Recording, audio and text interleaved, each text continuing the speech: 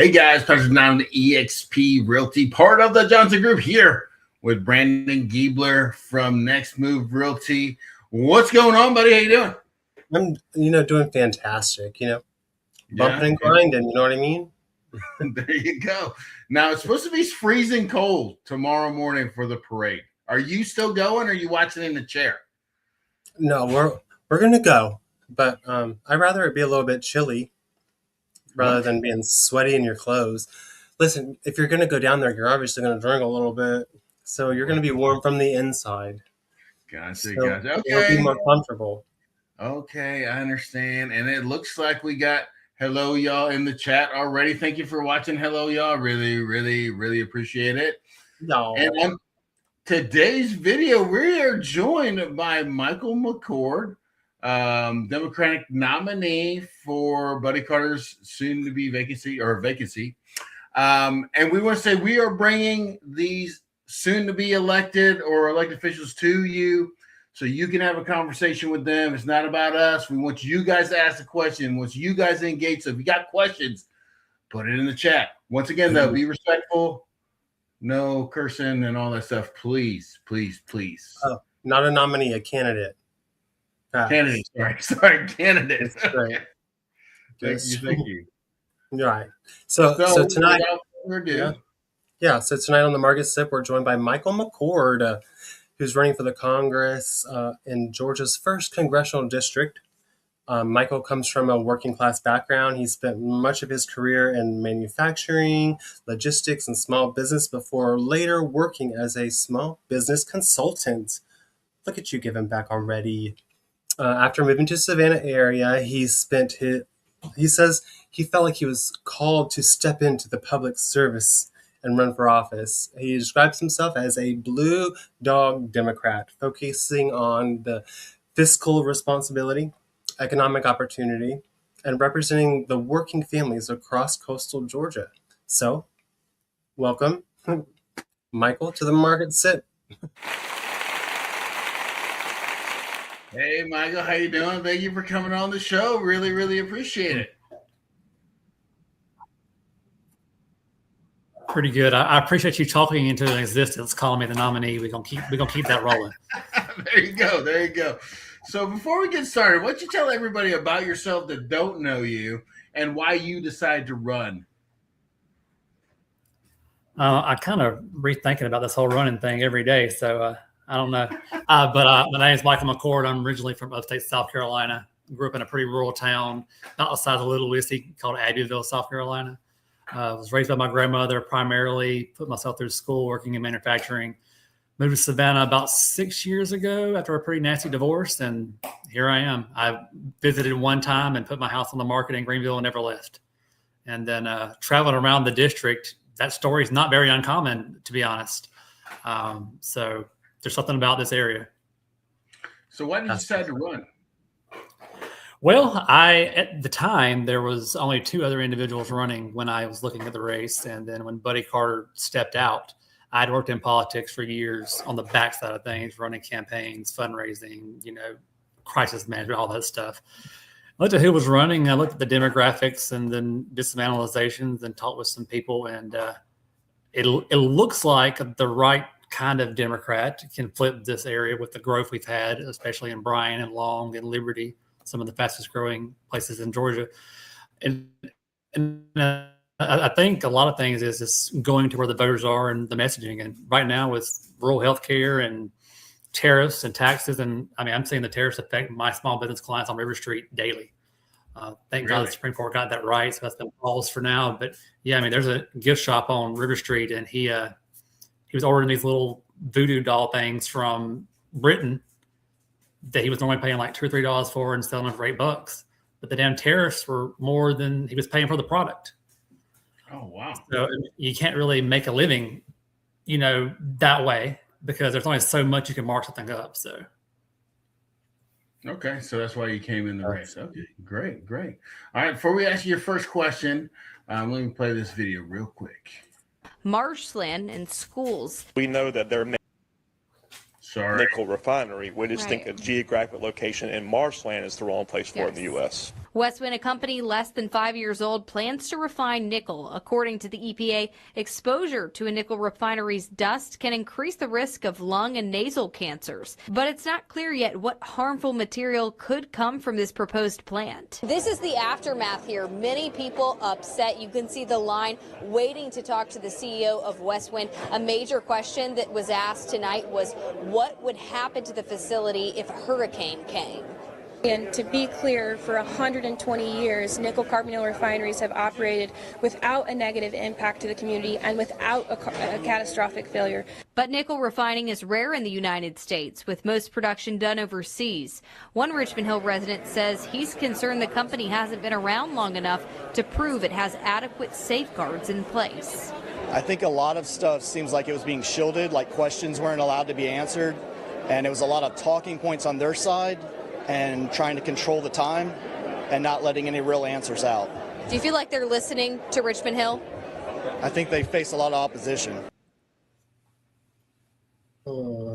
I think Haley Long is the CEO, isn't she? Yes. So she's got lots of good things to say. Nothing. Yeah. Yeah. So in coastal Georgia, we're seeing a lot of major industrial proposals like the data center in Port Wentworth and the nickel refinery in Richmond Hill. Do you believe that large industrial projects like these should be required to cover the full infrastructure, utilities, and environmental costs they create, even if that slows down the economic development? Well, first, on the Westwind issue, Richmond Hill has spoke loud and clear. They don't want it. The Development Authority has pulled out of even negotiating with them, and the company's shady as hell. They're under several lawsuits from Oklahoma.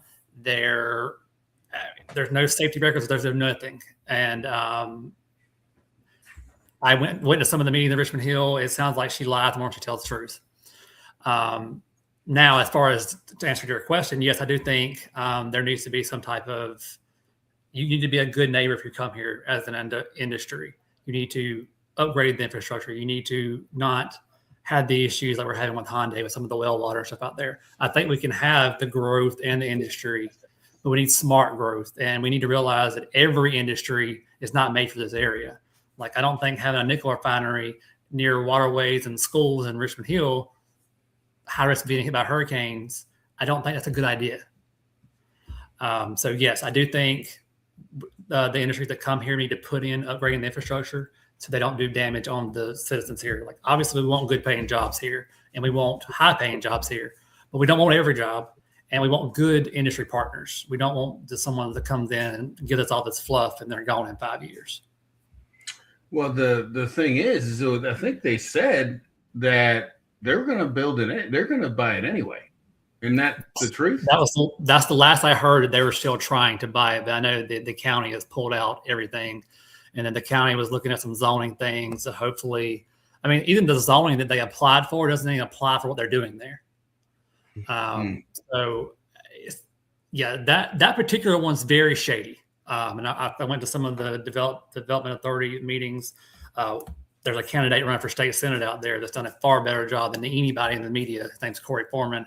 And I would suggest anyone to go look at his page. And then there's actually a Citizens Against Westwind group on Facebook. Like, the people of Richmond Hill and Bryan County are not playing without this. Okay. All right. And let's catch up in the chat a little bit here. We got Hello Y'all is here, but let me just say hi to everybody that joined. So hello y'all. We love you. Savannah's favorite food enthusiast, Tony's here. Thank you for joining, buddy. We got Jennifer Johnson. We got Jerry Brake, Henry. Hi, Mom. Yeah, so thank you for coming on, everybody. So Hello Y'all says, how do you propose that you will provide automatic enrollment for VA benefits upon discharge from the military? The backlog is insane. My husband and I are military veterans. Well, that's a good question. I don't necessarily have a great answer for that, because the whole that whole system needs to be revised. And what I mean by revised, I don't mean by privatizing. But automatic enrollment, I mean, it should be as simple as, this is going to be your discharge date. Yeah. I mean, we have computers now. We're not in the Stone Age. It should be as simple as just clicking a button and you're enrolled. I do think we need to do a better job of educating our veterans what benefits they qualify for and how to use them. As I've talked around the district, talking to veterans, there's not really a lot of that available, and they don't even know what they qualify for. And also the mental health aspect of it. I had a veteran tell me he had to tell him he was suicidal just to talk to somebody and had to wait 3 weeks, even though he wasn't. And then we need to expand the Choice Act so we can treat for normal primary care stuff, like going for a strep throat or a broken finger or something. They should be able to go to any doctor and establish that primary care relationship with a doctor, not having to drive to Charleston or an emergency care or something else, because that primary care relationship, there could be a problem that doctor's noticing that me and you go to. If you're going to a VA and seeing someone different every time, they may not have noticed it. And so I think we need to expand that as well. We can use the VA for, major surgeries and major procedures, but if it's just something as simple as strep throat or needing an antibiotic, their insurance should be able to reimburse a doctor just like Medicaid and Medicare. We have the channels. We know how to do it because we do it with Medicaid and Medicare every day. Doesn't seem that far-fetched to be able to do it with VA insurance as well. Okay. VA doctors aren't as good either. Well, it depends, right? They all could be good, could be bad. So this is a video of you talking about rural hospitals. I just want to play that real quick. Medicaid cuts to go into effect, and that is my main reason for getting in this race, because I believe I can win it, and I believe we can save rural healthcare in Georgia, and I believe we can save those communities. And then the second question is, what's at stake? I think there's lives on the line, because like we talked about earlier, the only trauma center in Chatham County, and basically this area down in the district, is Memorial, and it's a trauma one center, but it's 45 minutes away from a lot of places in the district. If you have a bad car wreck on Highway 80 coming off Tybee, or God forbid a shark attack or whatever, heart attack, whatever has you, the time from the ambulance to get there to get you to, the trauma one center, you might likely die. Or if you have a stroke out, somewhere between here and there, and that 5, 10, 15 minutes is recovery time that you can't afford not to have. I'm glad I've got better speaking throughout this campaign. That was pretty rough. I can relate. So rural hospital closures are one of your main talking points. So what specific federal actions would you push first for Southeast Georgia hospitals and clinics? Well, first of all, we need to readjust how Medicaid and Medicare is dispersed for rural hospitals serving under 50,000 people.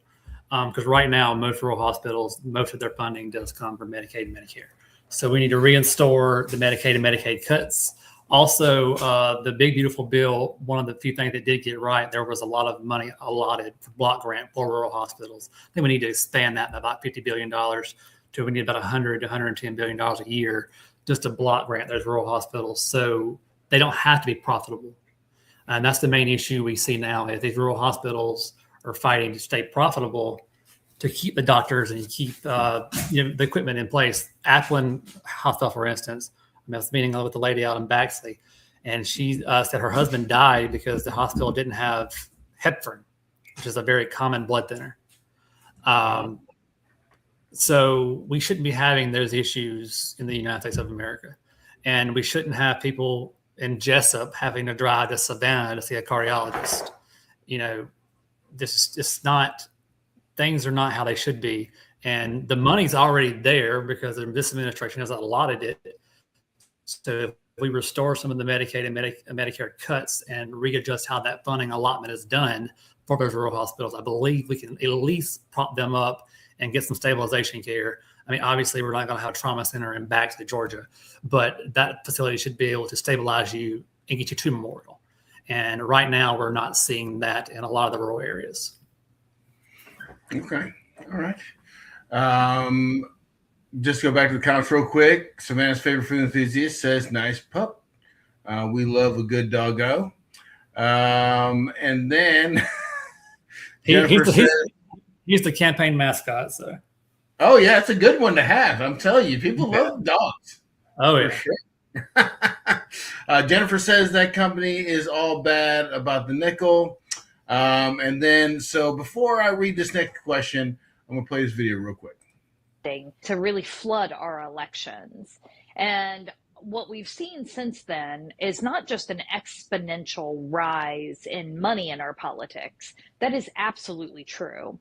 But it has also caused gridlock and dysfunction on every single issue that is a pressing priority to the American people. So whether you want Congress to address climate change or gun violence or lowering prescription drug prices or grocery costs or you name it, the gridlock and dysfunction and the inaction on each and every one of those issues can be traced back to the money that is causing that gridlock and that dysfunction. So what we've seen is that the American people have really lost faith and trust that their elected officials are working for them. They feel like their voice doesn't matter, that they're being drowned out. And you know what? They're not wrong. So Jennifer asks, my question is, who finances you? Who finances you? Are you a billionaire yourself? And do you take our PAC money or fair share AI or dark money? Definitely not a billionaire. I'm a thousandaire. I live in a $300,000 house in Midtown Savannah. My truck's 6 years old and I still pay payments on it. I think the most expensive thing I have in my house is probably the dog. So you're expensive. Definitely not a millionaire. All of my money has been raised from individual donors to clients. Yes. And my dog has better health insurance than I do. But all my money has been raised by individuals. We've taken one PAC donation for $250, and that was the Individual for Free Thought Equality, and we aligned with their modus of keeping religion and politics separate. So no, we don't take any AI money. We're not taking any APAC money. We're not taking any dark PAC money. Now, with that said, we will take PAC money from organizations and unions and things we align with. I do believe that Citizens United should be overturned. I've signed that pledge. But I also think that us Democrats need to face the reality of the situation that we're in and not tie our hands behind our back, because the Republicans are taking PAC money. The Republicans are taking any money they can get. Now, I will not take any money that goes against my beliefs or what I stand for, but if I align with the mission of the organization, then I would take the money. Okay, sounds good. You got a lot of comments. No, go ahead. You want to?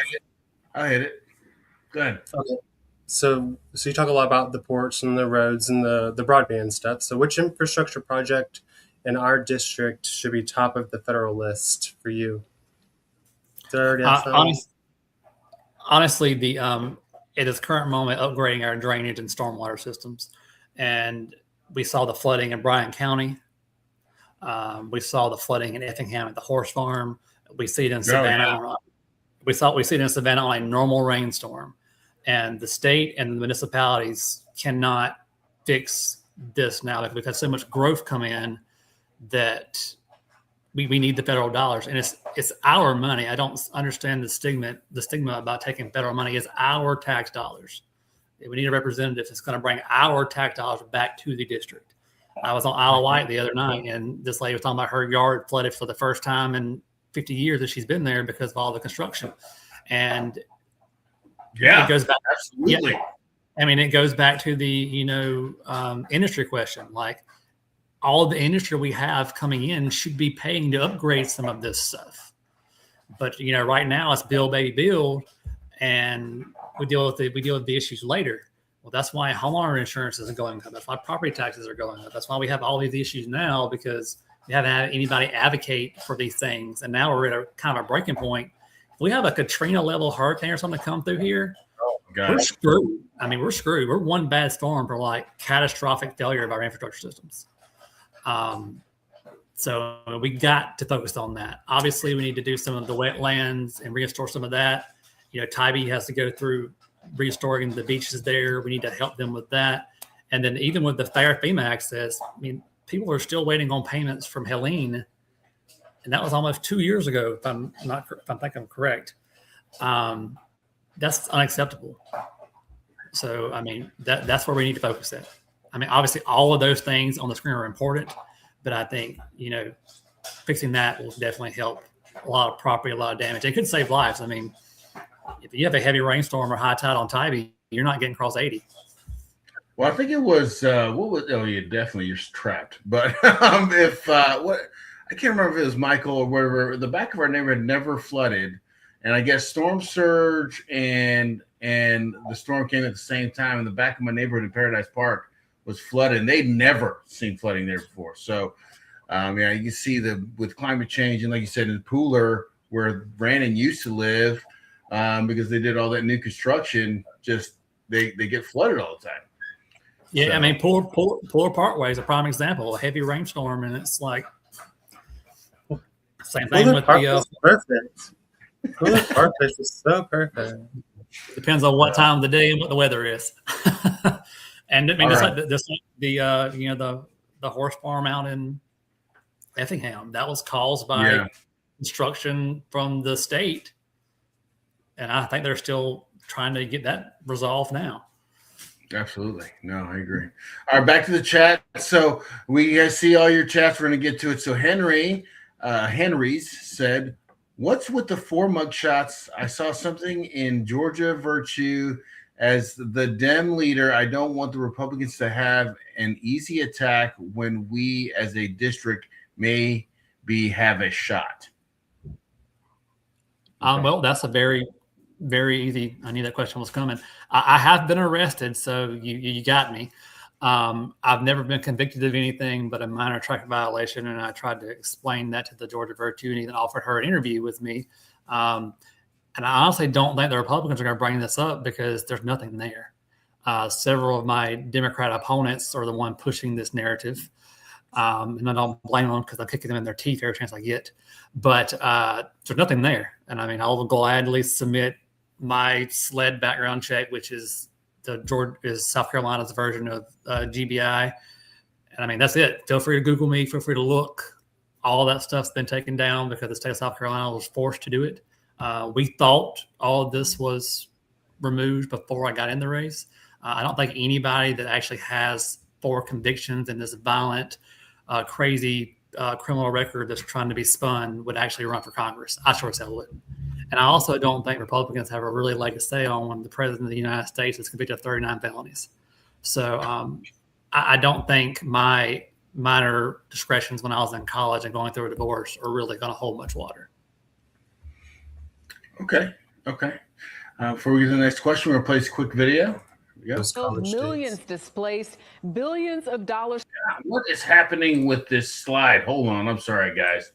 Just because you have me, on, nothing's going to go correctly. Billions of dollars spent, the war expanding across the region. The U.S. military says 13 service members have been killed. Tonight, President Trump renewed calls for countries that rely on oil flowing through the Strait of Hormuz to send warships to secure the shipping route. The strategic waterway now largely blocked for oil exports. CBS's Charlie D'Agata is in Tel Aviv and leads us off tonight. Charlie, good evening.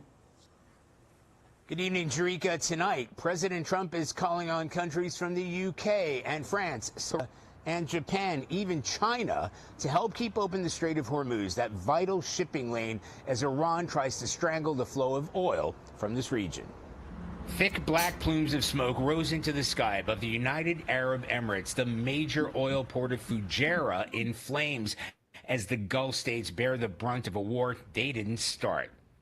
President Trump said a U.S. bombing raid totally obliterated military targets on Iran's Karg Island, a key oil facility, while leaving its energy infrastructure untouched.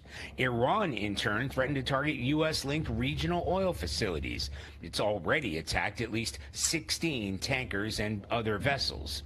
In Iraq, smoke was seen coming from the vicinity of the U.S. Embassy compound in Baghdad's Green Zone.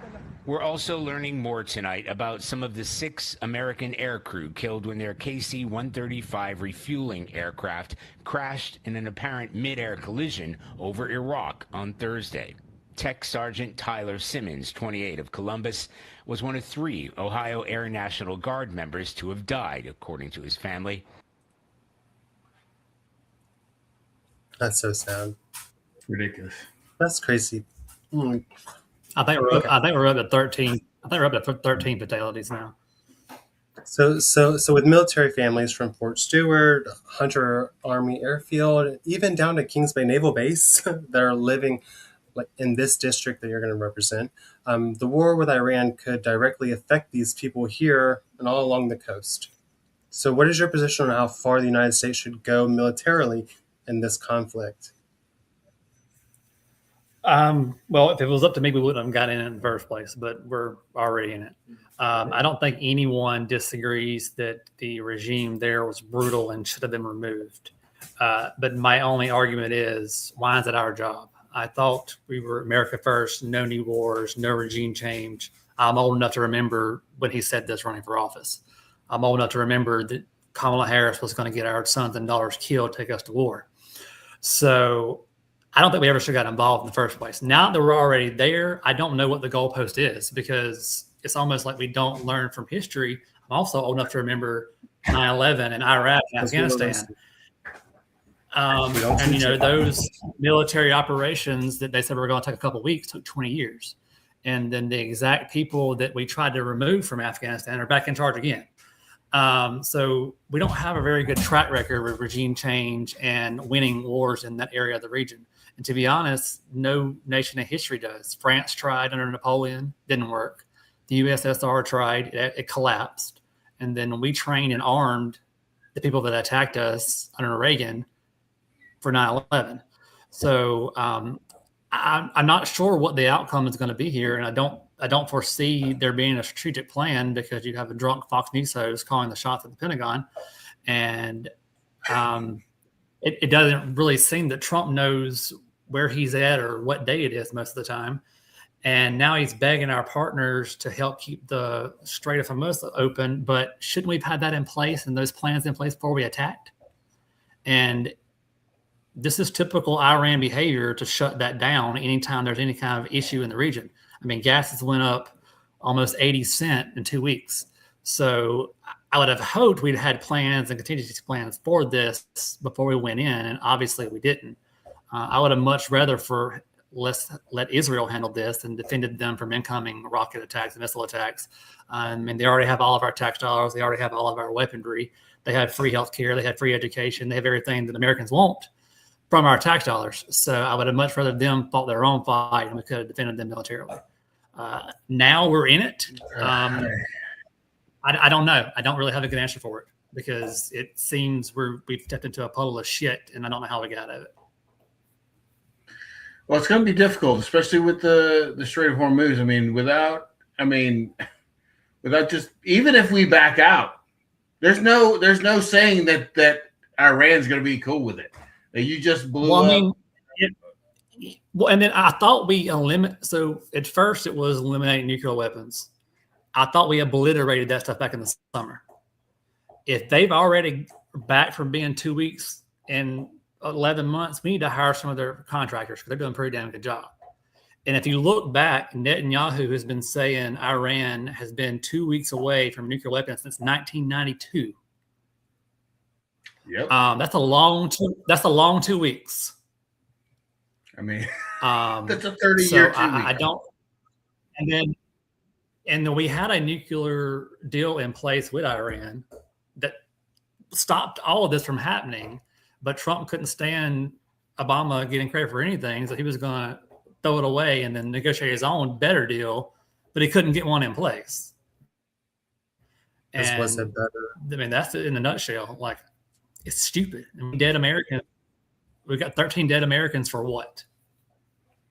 Right. I think that's my biggest problem with everything. And I think, I don't know if, I'd gone to the Iraq war, in the Afghanistan war, I had friends die there, you know what I'm saying? And to see these 13 die, for we not sure what we're there for, it just breaks my heart, because I know, when I went to the funerals of these people and I see the families, they're crushed, obviously, for obvious reasons, right? They're destroyed. I mean, I know when you go join the military, that's a risk, because that's part of the job. It's part of the life, and that's okay. But I just don't like an administration that just doesn't look at your life the same way as I feel a president should. Like, it's valuable, and it's not something that should be just we might lose more, whatever has to happen. Like, what are we doing? That is my biggest problem with it. As a veteran, it just really. And they're using the George Bush Cheney talking points all over. They're not even trying. Like, just tell us the truth. Tell us you want the damn oil, or tell us, you want to distract us from the Epstein files. Like, tell us something, but don't sit here and bullshit us again, because people my age grew up during those wars and 9/11 and hearing weapons of mass destruction, and then there was nothing there. We don't really have a good track record. The last time we successfully overthrew a regime and it worked was World War II. All right. Yeah, I know. Unbelievable. But okay, so we're gonna go last time, and Lynn Gray, I'm gonna ask your question, and then we're gonna move on from this one. Okay. So she says, in addition to DUI conviction in South Carolina, malicious injury to animals, personal property, injury value of more than $2,000 but less than $10,000. Can you explain the circumstances of the arrest, and was it injury to an animal or property, or how much did you pay in restitution? Lynn Gray is one of my biggest fans from Brunswick, so I'm glad she's on and watching.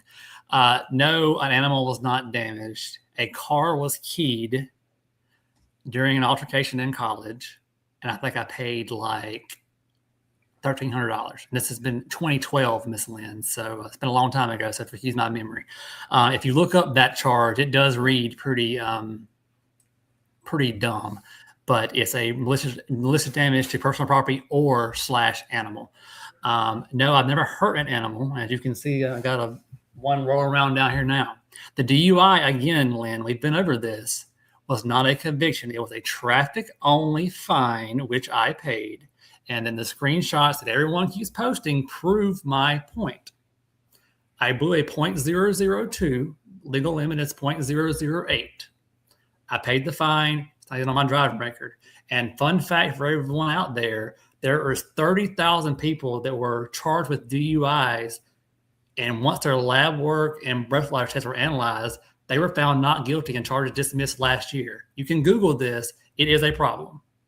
I am not perfect, and I've made mistakes, but I'm not going to admit or be made to feel bad about something I didn't do. And all of this is verifiable. I can send background checks and court transcripts or whatever people want. And I know this is the attack ad because people don't like a moderate Democrat that doesn't kiss their ass, and I'm just disrupting on both sides. But it is what it is. There's nothing there. There's a reason why the current or non-news agencies in Savannah have ran with this, even though Lynn and all of her supporters have tried to get it done, because there's nothing there. And it's this, I've went over this so many times. It's funny. I mean, if there was stuff there to this, it'd be all over the paper. I'm the top fundraising Democrat. I'm one of the probably top 3 that are expected to win. If there was something there, this would be in the press. It wouldn't just be on Facebook warriors and Facebook journalist pages. I mean, it seems like common sense to me, but apparently it's not. Okay. We can smell the keyboard from here. It's fire. It's firing. I'm telling you, it's firing. Yeah. Jennifer's looking out for you, at least. Okay, so I'm sure you're familiar with what happened here in Savannah about a month ago,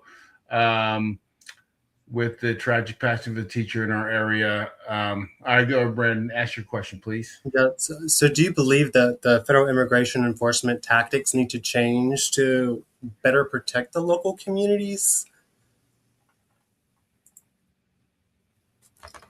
I think we've seen, I think we're up to 6 unnecessary deaths directly contributed to ICE.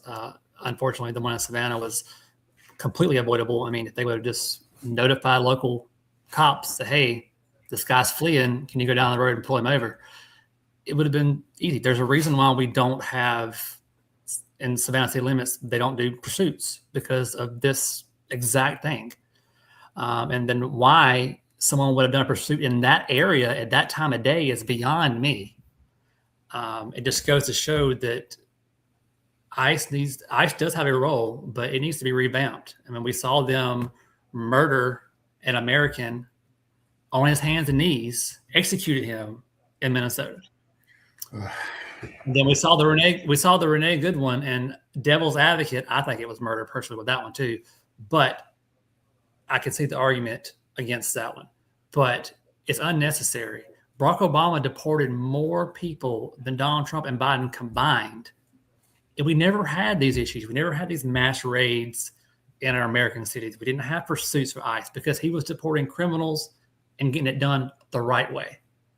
Tom Homan was Barack Obama's ICE czar. So we know it can be done correctly. But what we're doing now is not working because still Trump he's not on path to deport as many people as Barack Obama did. So why are we? Yeah, calm down because you might try. If it was done the correct way and done, we're going after criminals, we're going after gang members, we're going after all of this. Fine. Everybody agrees with that too, by the way. Yes, exactly. I don't understand why if you've committed a crime, you got to go. But if you crossed the border 20 years ago and you've run a business and you've been working, you have a family, and your only crime is a civil crime for crossing over the border, let's have you pay a fine. Let's get you legal status, not citizenship, but legal status. Allow you to pay that fine, and then we can revisit citizenship later. Because right now, what we're doing is not working. I mean, it's quite obvious. All right. We're going to go to Hello Y'all again. She says, what is your opinion on gun violence prevention? Gun deaths are the leading cause of death of children in Georgia. Will you work with Dems in the Senate who proposed federal action on gun violence?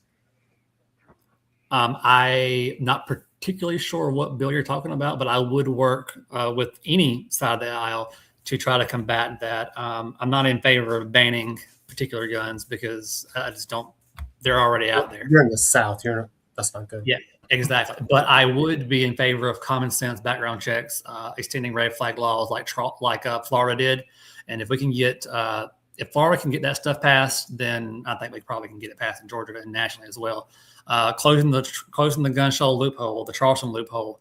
Right now I can go to a gun show and buy a gun and there's no background check, no nothing. Or if you wanted to sell me your gun, you just sell it to me and no one knows where it went after that. So I think there are some common sense things we can do without infringing on the Second Amendment right.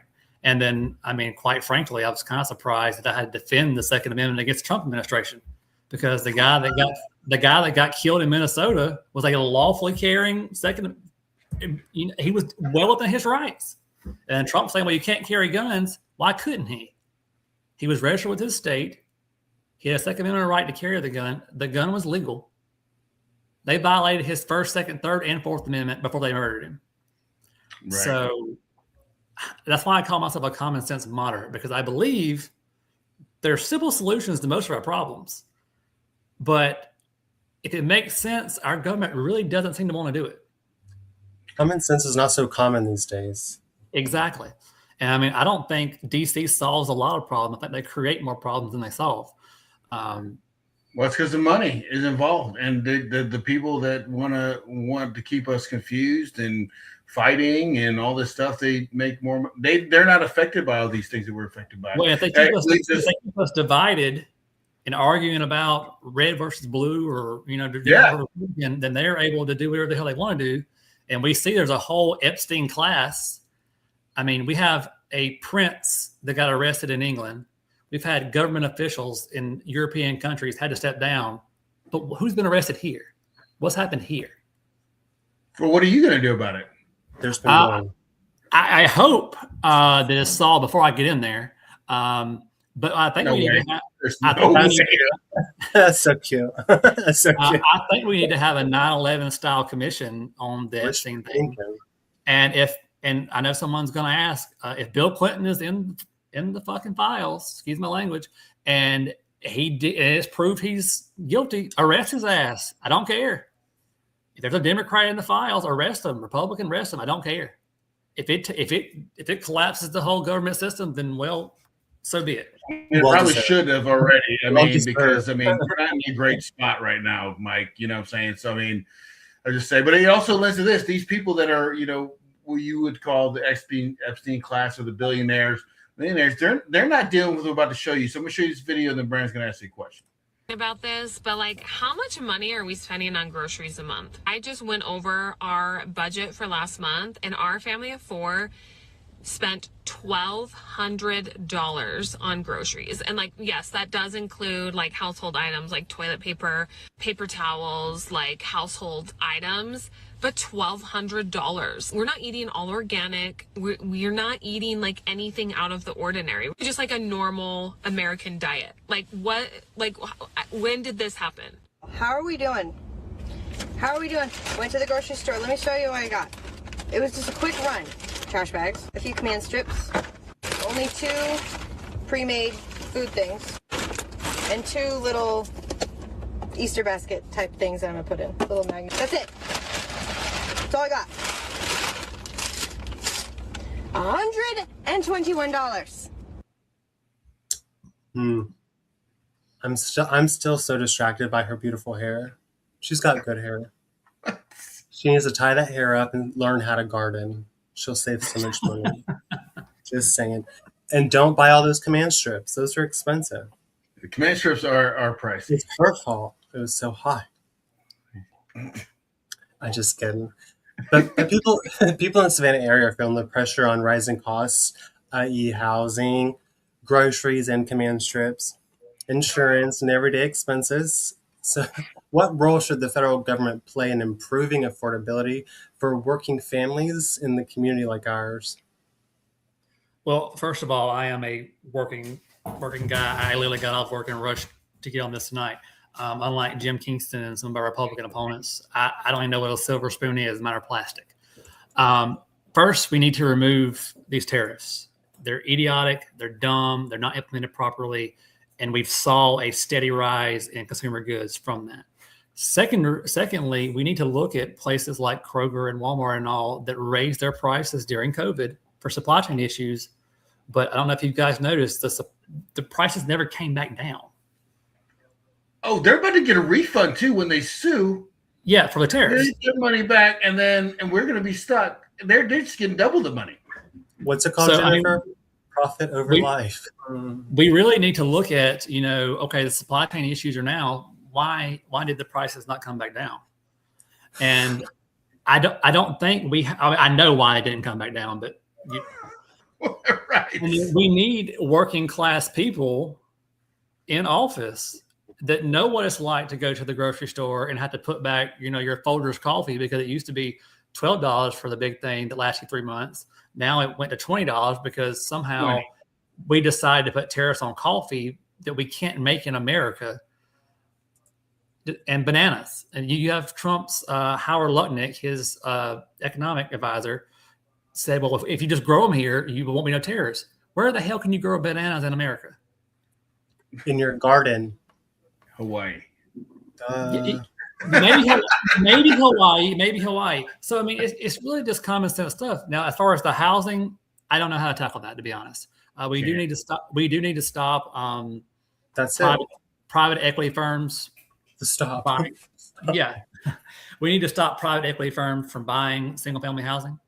I do think that'll help a lot. I just saw an article where BlackRock bought, I think, 30,000 single family homes all over America. You see American Homes down in Rice Creek or Rice Hope and Port Wentworth. Like, you have these really nice houses and they're all for rent.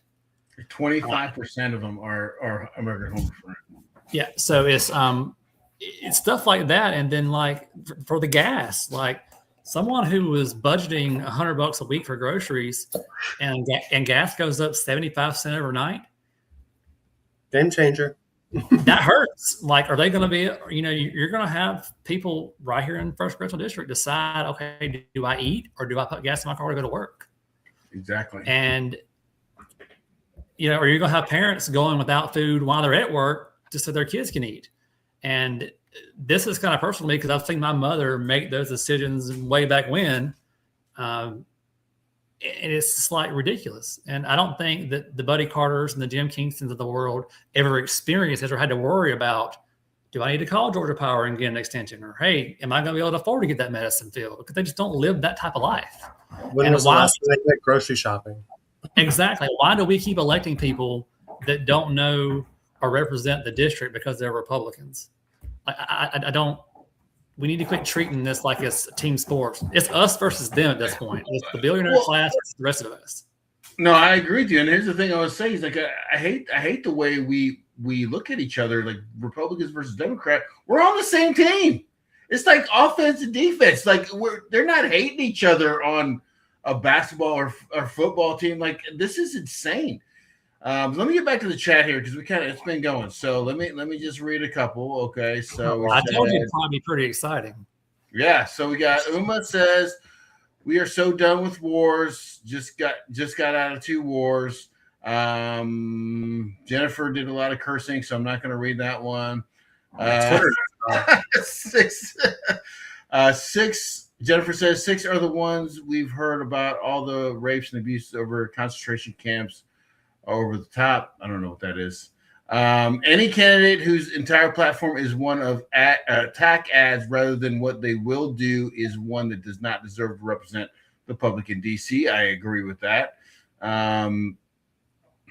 And Jennifer says the insurance companies need to rein in with their profit and no coverage BS and high prices. And Hello Y'all says, yes, my beer is more expensive. I mean, and they say prices never come back down. So yeah, no, I agree with you. So let's go to some Facebook questions that we had real quick. So here we go. So Tammy wants to know, we already talked about the super PAC and you want to abolish this. What's your stance on immigration and on DACA? DACA should have been concreted into law a long time ago. And I think we should treat immigrants that have been here working. Let's say there's a Cuban Republican that has something similar, and I would love to work with her when I'm elected. But I think we should treat all immigrants that have been here, let's say a cutoff date of January 2025. We treat them just like we do DACA kids. You go get registered, your fingerprints are on the book, we do a background check, we verify your information, you show where you've been productive. You're not going to qualify for any federal assistance while you're in this program. But we're going to give you that work permit. We're going to give you your driver's license. We're going to allow you to be a functional American. Once you satisfy the criteria, you satisfy the fine being paid, say $5,000 to $10,000, and we're going to use that fine to support the program so American taxpayers aren't footing the bill. Then we can look at citizenship in maybe 5 to 10 years. But if you've been here and you've been productive and you haven't committed any crimes other than crossing the border, I don't have a problem with you being here. Okay. All right. We got more questions from the chat. Brandon's going to read this next one. Here we go. And you want which one do you want? Whichever one you want, buddy. Okay. All of them have been asked. What? What about the Epstein file? Do you support impeachment, Michael? If that's been, huh? We brought you support impeachment because here's the thing: like they've passed a law, released Epstein files. We're not releasing them. They're just I don't understand what is going. I don't even understand how it's possible to not release them all, even though there's a law that says you need to release them. So if you get there and they still have not released the files. What would you want to do? As far as hope that it's taken care of already. As we've seen, laws don't really matter to certain classes of people. Who are we impeaching? Is my question there. And then, but Pam Bondi for sure needs to be impeached. Attorney General, she's got to go. I was hoping that we could impeach Chrissy Nome, but Trump kind of took care of that for us. As far as impeaching Trump, I don't think he's never going to be removed from office. It's a waste of time. We can spend our time, fixing issues and fighting for Americans. If you do impeach him, you're going to just divide the nation even further. And we got to get to a certain point where we put this behind us. And honestly, I don't know if Trump's done anything that's impeachable because everything he's done, the courts have either backed him up or Congress has allowed it to happen. You're impeaching a whole party. I'm confused when you say that because the law says to release all the files and they haven't released the files. So I don't understand. No, I agree with that. And that's why that's against the law. Well, that's why They Pam didn't say release readable files. They said release the files. So well, and that's why Pam Bondi needs to be impeached. But Pam Bondi is in charge of releasing those files, not Donald Trump. Okay, I got you. All right, Lynn Gray wants to know, where did you attend college and did you graduate? Yes, I graduated. I went to a small technical college in upstate South Carolina called Tri-County Tech. He is so over you, Lynn. So I am very much over her. Okay. All right. And then, okay, so we read all of these already? Okay, all right. All right, so I want to ask you, you said you don't know, what you would do. Like, as in our market, we see that home prices, and you'll see the home prices down below ticking by, right? Actually, they're starting to come back to the median, right? But if you could wave a magic wand and fix some of the problems with the housing, what would you suspect that you would do? I'm hoping the housing market is in a correction period and we get back to a norm. Now that is hopeful, but I do think, for one, we get, like I said, we get private corporations out of owning single family homes. That way we have more inventory available. Hopefully the market works as intended. And I hope when we get inflation situated and the economy situated, that the interest rates come down. Because when I bought my first house in Greenville, South Carolina in 2020, my interest rate was 3.9. When I bought my house last year in Savannah, it's 6 point something. Don't be one of those. Oh my God. I know. I regret selling my house because I had a bigger house with less of a house payment in Greenville than I have now. So it's a lot of moving pieces, and I'm not a big component of like federal overreach and the government getting involved in everything. I'm a free market capitalist as much as I am a Democrat. So the government does have a role in this, but as we see every time the government gets involved, no matter if it's healthcare or whatever, they screw it up. So I'm very weary of the government getting too involved in controlling prices, because then we get to be to a place that it's hard to get back from. But I do think the government can alleviate some of the strain on the system by eliminating the private corporations. Yeah, cutting some regulations that, there's some regulations out there that are not necessary. Okay. What about vouchers for education? I do not think that public tax dollars should go to private institutions.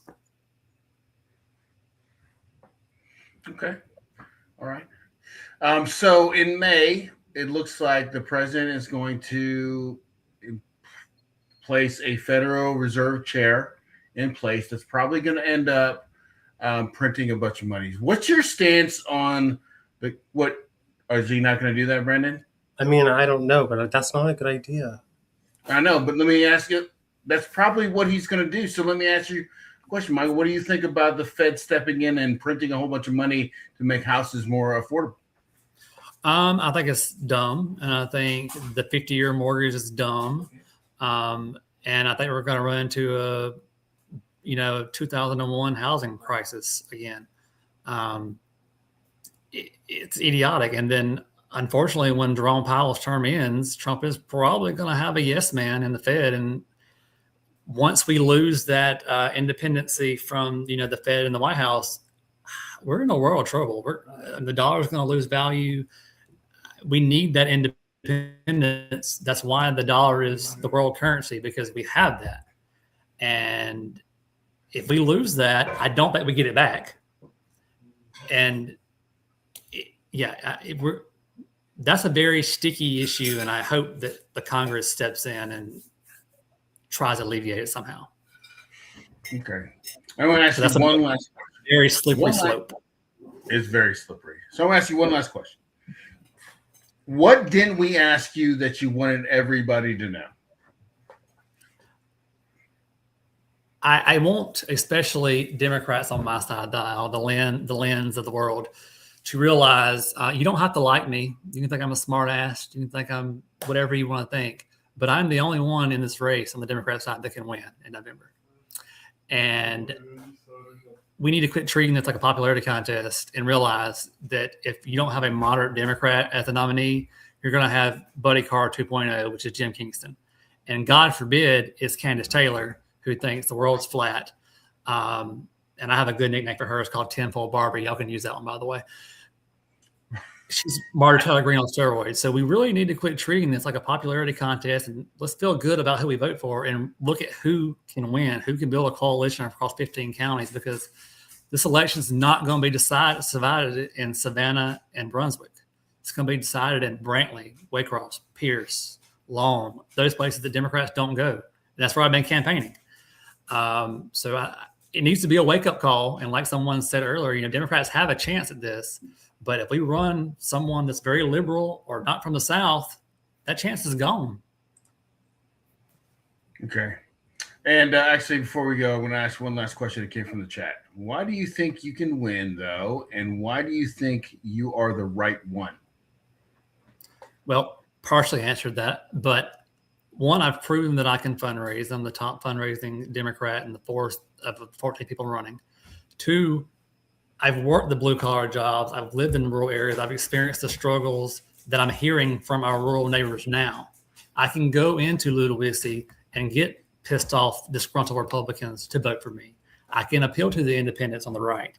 There are not enough Democrats in this district for a Democrat to get elected. And I don't understand why my more liberal counterparts don't understand that. We need independent and disgusted Republicans, taking that from Jeff Duncan, to vote for us. And they will vote for somebody that has common sense solutions and talks like they do. I can go into Ludowici, I can go into Long, I can go into Midway, I can go into Freeman's Grove and talk to these people one-on-one. And we don't need someone that voted for Trump. There's people right now that voted for Barack Obama twice, that have voted for Donald Trump 3 times. And those people are saying, I didn't leave the Democrat Party. The Democrat Party left me. I can go talk to those people. Heard that a lot. And I can get them back because I'm a no nonsense, no bullshit. I don't hold punches. I'm, quite frankly speaking, just a normal working Democrat. I remember when the Democrat was for the working people, not black working people, not white working people, just working people. And, we kind of got a little elitist and a little too big for our britches. And that's why we lost to Donald Trump twice. And if we don't bring it back to the middle, we're going to lose again. Where is the middle? Hell if I know at this point. But right now, the house is on fire. And if we're getting bogged down by transgender sports or, if you're supposed to stop at the red light or go when it's green, you're not putting the fire out. You go up until it turns red. Exactly. But it's, that's the problem with the Democrat Party of today. We're trying to be everything for everybody. Let's get back to basics. We can get back into these social issues and these whatever we want to talk about later, but let's fix what's going on. It ain't now. People are hurting. People are hurting. People are struggling. And the house is on fire. We're at a 5-alarm fire right now. Like, squirting it with a spray bottle is not going to work. The roof is on fire. Well, if you guys are watching, I want to say thank everybody for the chat. I really appreciate it. Hit that like button. Share this if you like what Michael has to say. Share it with people so they can hear his message too. Michael, I want to say thank you so much for coming on. I really, really appreciate it. And good luck on your campaign. And like I said, please, you also share it with your people. And hopefully this helps you get elected. If you get elected, will you come back on? Of course. I'll come back on even if I don't get elected. All right. Fantastic. Thank you so much for your time. I really, really appreciate it, Michael. And happy St. Patrick's Day. You going to be down there tomorrow? Uh-oh. Did we lose him? He left already. Did he leave? I don't know. You have control. It's all right. Did you hear me? No, he left. Okay, that's fine. Well, anyway, so like I said, thank you all for coming. I don't want you to miss out what we got going on next. For one, if you didn't see our schedule, we have got David Dilley coming on next week for Georgia House District 161. So you can ask him questions. Then on March 30th, we got Delfonso Daniels. He is also a Democratic candidate. And then we got Amanda Hallowell, also a candidate. So, and then Brandon's going to work on getting some Republicans in here, right, buddy? Sure am. But also, I wanted to let you guys know that I had a Huss video that came out. If you haven't seen the Huss video, please go check it out. We also have open house. Brandon, you got open house this weekend? I do. So I'm doing one on Saturday and Sunday. Saturday is going to be my new listing, which we're still trying to figure out the price. Definitely under $300,000, but it's a really nice house in Rincon. It's a 100 Westwood Drive in Rincon. Where's the flyer at? I got all excited. It was St. Patrick's Day, and I forgot to load the stuff. I'm sorry, guys. I forgot to load it. I'm also doing one on Saturday in Rincon as well, from 11 to 1 at 515 Weiss and Baker. Look in the description down below on my page. You'll see the video to that house. If you're looking for a 3-bedroom, 2-bath house in Rincon under $300,000, come check me out on Saturday.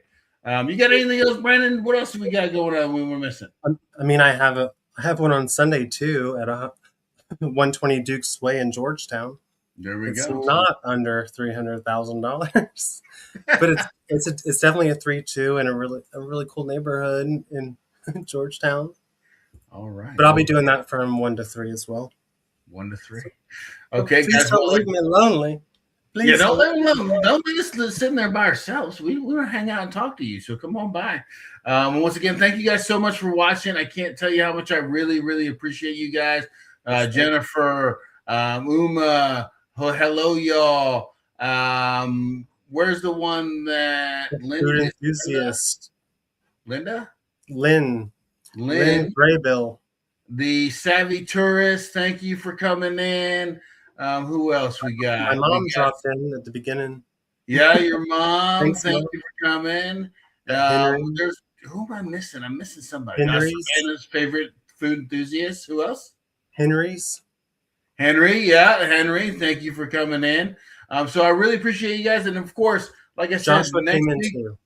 Josh, thank you so much. Thanks And for like I saying said, we're going to be doing this every week. So come in and check out your candidates. So when you go to the ballot box, you know who to vote for, as opposed to, you think you get Candace on here? That would be spicy. Well, Candace I'm going to get Candace Owens to come on. Oh, there you go. But I really appreciate you guys watching. I'll talk to you guys soon. Have a good St. Patrick's Day. Be safe. Have fun. Be safe. Have fun. Responsible.